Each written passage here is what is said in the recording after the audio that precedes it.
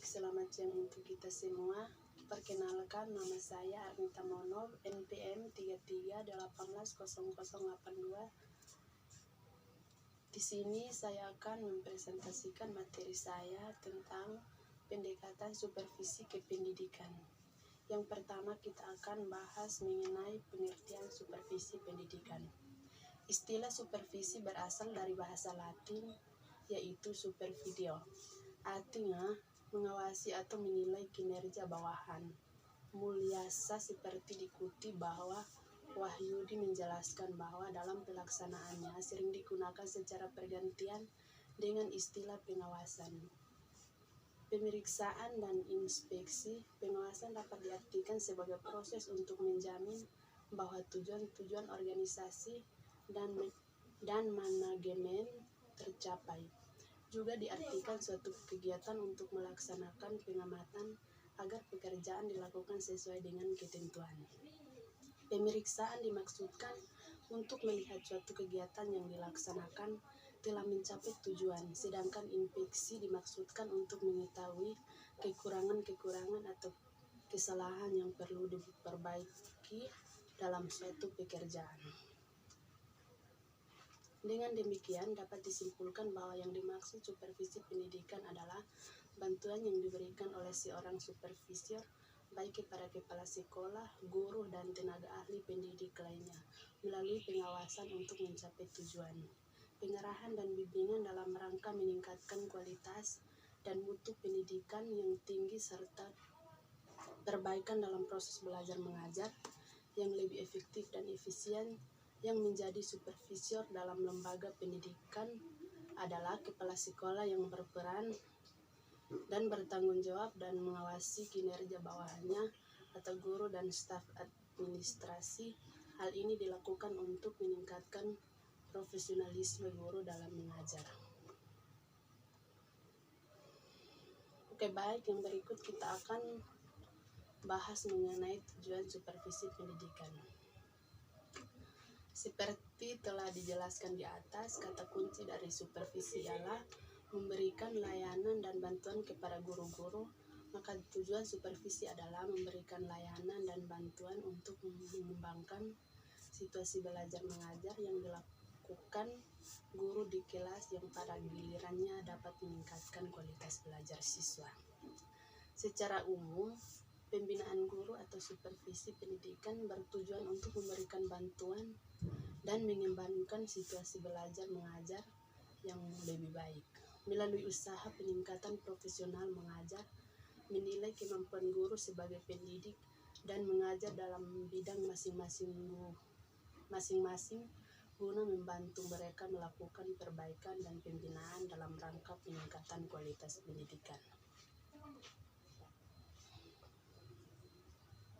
Menurut Sahertian dan Mateheru, tujuan supervisi ialah untuk membantu guru melihat dengan jelas tujuan-tujuan pendidikan. Yang kedua, membantu guru dalam membimbing pengalaman belajar murid. Yang ketiga, membantu guru dalam menggunakan sumber-sumber pengalaman belajar. Yang keempat, membantu guru dalam menggunakan metode atau alat pembelajaran. Yang kelima, membantu guru dalam memenuhi kebutuhan belajar murid. Yang terakhir, membantu guru dalam menilai kemajuan murid dan hasil pekerjaan guru. Dengan demikian, tujuan supervisi pendidikan meningkatkan kemampuan profesional dan teknis bagi guru, kepala sekolah, dan personel sekolah lainnya agar proses pendidikan di sekolah berkualitas. Supervisi pendidikan dilakukan atas dasar kerjasama, partisipasi, dan kolaborasi, bukan karena paksaan. Yang berikut kita masuk dalam fungsi supervisi pendidikan. Jadi, fungsi diartikan sebagai tugas aktif dari kegiatan supervisi yang dilakukan oleh orang yang berkedudukan sebagai supervisor. Herapuddin mengatakan bahwa fungsi dari supervisi pendidikan adalah untuk memotivasi idealisme para guru dan mengupayakan fasilitas, begitu juga sebagai media pembelajaran yang akomodatif agar proses pembelajaran berjalan lancar dan sempurna. Supervisi berfungsi sebagai penggerak perubahan. Seringkali guru menganggap tugas mengajar sebagai pekerjaan rutin dari waktu ke waktu, tidak mengalami perubahan baik dari materi ataupun metode. Keadaan demikian perlu ada inisiatif dari kepala sekolah atau supervisor untuk mengarahkan guru agar melakukan pembelajaran materi belajar sesuai dengan kemajuan iptek dan lingkungan. Supervisi berfungsi sebagai program pelayanan untuk memajukan pengajaran. Dalam situasi belajar sering terjadi masalah baik oleh guru ataupun oleh siswa. Guru sering mengalami kesulitan dan merencanakan dan mengevaluasi pembelajaran. Maka dalam hal ini, supervisor memberikan arahan dan bimbingan kepada guru agar dapat mengolah pembelajaran lebih efektif, termasuk menyelesaikan masalah-masalah belajar siswa. Dari beberapa fungsi yang telah disebutkan di atas, jika hal ini dilakukan secara terus-menerus dan konsisten, maka akan tercipta kondusivitas belajar yang baik dan membantu meningkatkan profesionalisme guru dan tenaga kependidikan lainnya. Yang berikut kita akan masuk dalam pendekatan supervisi pendidikan. Ada beberapa pendekatan yang dapat dilakukan oleh seorang supervisor. Hal ini tentu lebih memudahkan supervisor ketika mensupervisi bawahannya. Supervisor dapat memilih pendekatan mana yang akan digunakan sesuai dengan kondisi lembaga yang bersangkutan. Karena setiap pendekatan dalam supervisi pendidikan memiliki karakteristik yang berbeda.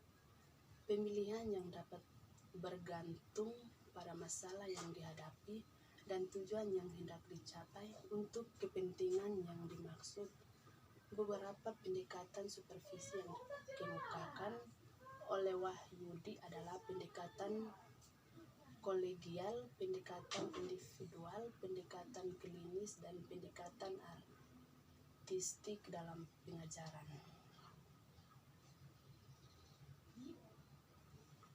Yang berikut kita akan membahas mengenai pendekatan kolegial.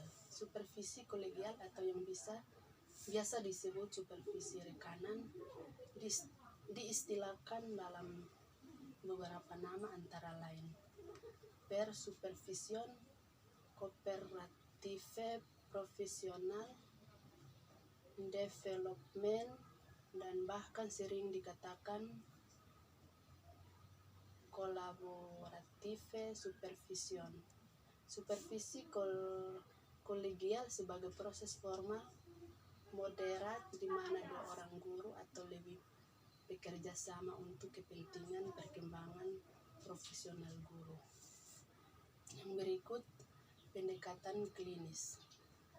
Pendekatan klinis adalah bentuk supervisi yang difokuskan pada peningkatan pembelajaran dengan tahapan atau siklus yang sistematis dalam perencanaan, pengamatan, serta analisis yang logis dan intensif mengenai penampilan mengajar yang nyata dalam mengadakan perubahan dengan cara yang rasional. Yang berikut pendekatan artistik. Pendekatan artistik dalam supervisi pengajaran adalah setiap bentuk layanan bantuan profesional kepada guru-guru secara individu maupun kelompok dalam rangka perbaikan pengajaran dan perbaikan program kurikulum melalui proses yang memperlakukan intuisi, kreativitas, kecerdikan, keterampilan yang dilakukan oleh supervisor dalam kegiatan supervisi yang belum disepakati secara tertulis dalam rangka peningkatan mutu pendidikan. Tujuan dari pendekatan ini adalah untuk meningkatkan kualitas pendidikan di sekolah dengan cara berusaha menyingkap pengajaran sekaligus menjangkau latar belakang guru. Yang berikut kesimpulan. Jadi dari penjelasan di atas akan saya mengambilkan kesimpulan, yaitu supervisi pendidikan adalah supervisi pendidikan yang diberikan kepada personel pendidikan untuk mengembangkan proses pendidikan yang lebih baik. Personel pendidikan dimaksud meliputi kepala sekolah, guru, dan petugas sekolah lainnya, termasuk sifat administrasi. Dalam menjalankan tugasnya, personel sekolah sering menghadapi masalah-masalah pendidikan. Oleh karena itu, pengawas sekolah perlu melakukan bimbingan dan pengarahan dalam bidang administratif maupun akademik, khususnya perbaikan pada aspek pengolahan pengajaran yang dilakukan guru. Tujuan supervisi pendidikan adalah memberikan layanan dan bantuan untuk mengembangkan situasi belajar mengajar yang dilakukan guru di kelas, yang pada gilirannya mengembangkan situasi belajar pada gilirannya dapat meningkatkan kualitas belajar siswa. Secara umum, pembinaan guru atau supervisi pendidikan bertujuan untuk memberikan bantuan dalam mengembangkan situasi belajar mengajar yang lebih baik melalui usaha peningkatan profesional mengajar, menilai kemampuan guru sebagai pendidik dan pengajar dalam bidang masing-masing guna membantu mereka melakukan perbaikan dan pembinaan dalam rangka peningkatan kualitas pendidikan.